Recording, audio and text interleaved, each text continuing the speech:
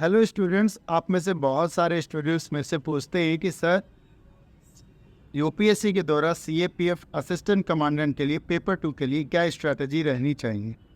Paper 2 के लिए आपको रीडिंग और राइटिंग के तौर पर बहुत अच्छे से चीज़ें आनी चाहिए और उसके लिए आपका पिछले 1 ईयर का करंट अफेयर के बेस पे नेशनल सिक्योरिटी, इंटरनेशनल अफेयर्स और करंट अफेयर के महत्वपूर्ण टॉपिक्स के बारे में अच्छी जानकारी इंग्लिश मीडियम में होनी चाहिए।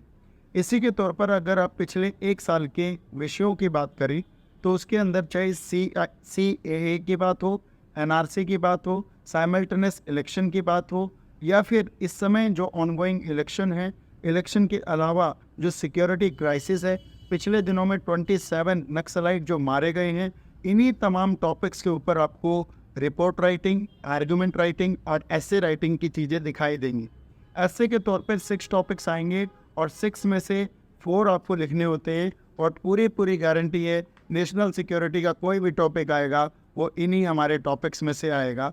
और जो चीज़ें हम अपनी ऑफलाइन के अंदर पहले पूरा डिक्टेट करवाते हैं, फिर उसका माइंड मैप बनवाते हैं, फिर उसको बच्चों से लिखवाते हैं और फिर उसको चेक करते हैं। चेक करने का मतलब है इवैल्यूएशन। इवैल्यूएशन आपकी 3 कैटेगरी में होती है कि आपने ग्रामेटिकल वे में कैसे लिखा है, वर्बल वे में कैसे लिखा है और साइकोलॉजिकल एस्पेक्ट और सिक्योरिटी एनालिसिस के तौर पर अगर उसको देखा जाए तो किस तरह की भूमिका के तौर पर बांधा जाता है। अगर आप एस्से के अंदर 11 से 12 नंबर एक एस्से में लेते हैं तो आपका ऑन एन एवरेज 44 से 48 या 50 मार्क्स आउट ऑफ 80 बनता है।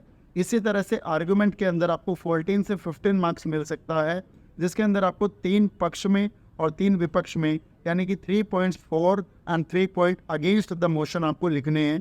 और ऐसे ही 2 टॉपिक के ऊपर आपके पास रिपोर्ट राइटिंग आएंगी। रिपोर्ट राइटिंग के तौर पर पिछले साल के 10 या 12 मेजर इवेंट है, उन मेजर इवेंट के ऊपर बस ड्राफ्टिंग सीख लेना और उसके बाद कोई बड़ा काम नहीं करना है। इन पूरी रूपरेखा के साथ साथ मैं आपके साथ आरसी और प्रेसी राइटिंग की बातें भी डिस्कस करूंगा और साथ ही साथ यूपीएससी में पूछी जाने वाली ग्रामर, वोकेबलरी और सेंटेंस मेकिंग के बारे में भी आप लोगों से बातचीत करने वाला हूँ। इन तमाम विषयों के साथ साथ आप लोग असिस्टेंट कमांडेंट के लिए बहुत बढ़िया से तैयारी कीजिए। 120 प्लस के स्कोर का टारगेट रखिए। पेपर 2 उन्हीं का चेक होगा जिनका पेपर 1 क्लियर होगा, तो पेपर 1 के लिए भी अपनी मजबूती बनाए रखिए। और मैं इस समय मुखर्जी नगर सिग्मा क्लासेस के अंदर आप सभी लोगों के लिए अवेलेबल हूँ।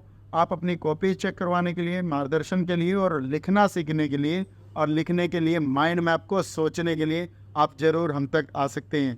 तो जुड़ना ना भूलिए हमारे नए बैच 15 मई के अंदर। Thank you so much.